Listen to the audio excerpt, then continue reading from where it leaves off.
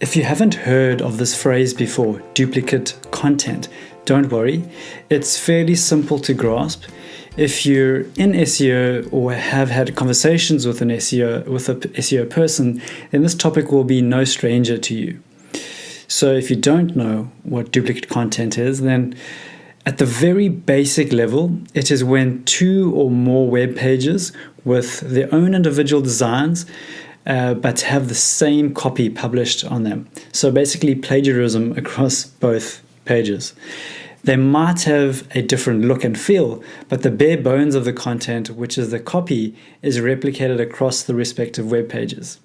A few years back, this became a common black hat SEO tactic, which then helped rank web pages. So what Google did was then release an algorithm called Panda, which then red flagged these pages and then penalized them in the search results.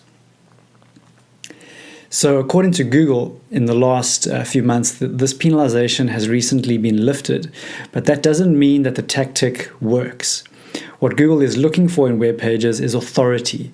So even if you're sneaky or even if you've done it unintentionally, created duplicate content on your website, you won't be penalized. However, what duplicate content does do is create very thin content and is not engaging. So if your website looks a little dodgy or a little spammy, you won't get those authoritative links back to your website, which means your website won't have that authority, which means the content won't rank.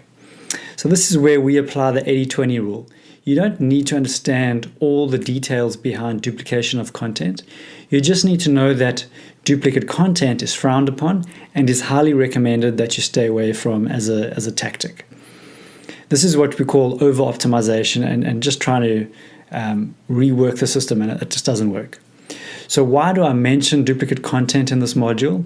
So on larger websites, you might come across this problem as you dig deeper into the website. On smaller websites, it's very rare that you come across duplication of content. But if you do, you need to know that you need to resolve it. I've also just placed a very good resource by hoboweb.co.uk. They go through some really good insights into duplication of content if you want to read a little bit further.